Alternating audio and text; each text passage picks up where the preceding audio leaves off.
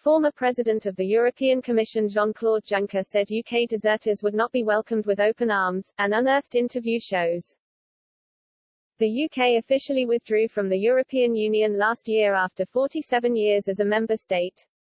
A majority of the British public voted to leave the bloc in the 2016 referendum, and Brexit finally became reality in January 2020. The government has since signed a number of trade deals with non-EU nations, including a landmark free trade agreement with Australia. Despite leaving the bloc at the beginning of last year, the UK entered a transition period which lasted until the end of year. Trade, travel and freedom remained largely the same during this period. Prior to the 2016 referendum, then European Commission President Jean-Claude Juncker warned, "I'm sure the deserters will not be welcomed with open arms." The politician spoke to French newspaper Le Monde in May 2016, just over a month before the British public famously voted to leave the EU. He said, "If the British should say no, which I hope they don't, then life in the EU will not go on as before.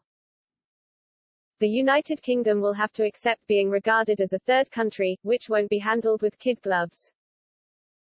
If the British leave Europe, people will have to face the consequences, we will have to, just as they will. It's not a threat, but our relations will no longer be what they are today." The withdrawal was a complex, sometimes bitter process. Theresa May's team negotiated to leave the customs union and the single market, but failed to get ratification from Parliament 3 times.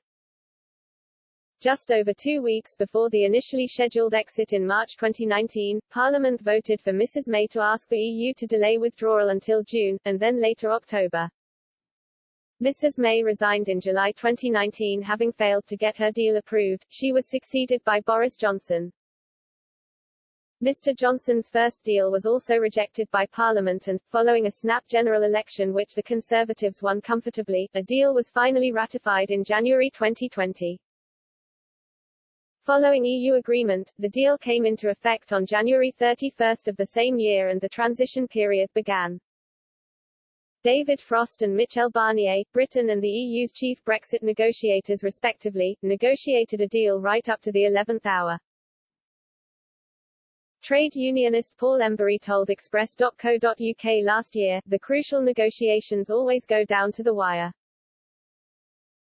It's always about posturing and eyeballing each other, it's a game of poker, that's the truth of it.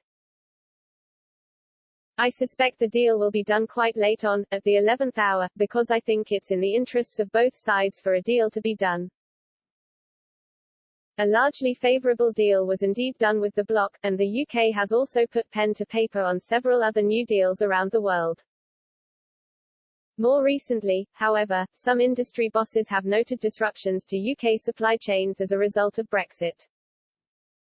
Supermarkets including Tesco have warned of shortages unless post-Brexit visa rules for EU workers are eased by the government.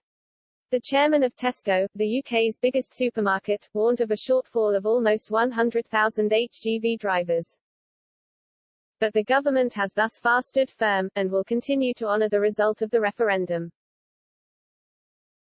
A Home Office spokesperson said, "The British people repeatedly voted to end free movement and take back control of our immigration system. Employers should invest in our domestic workforce instead of relying on labour from abroad."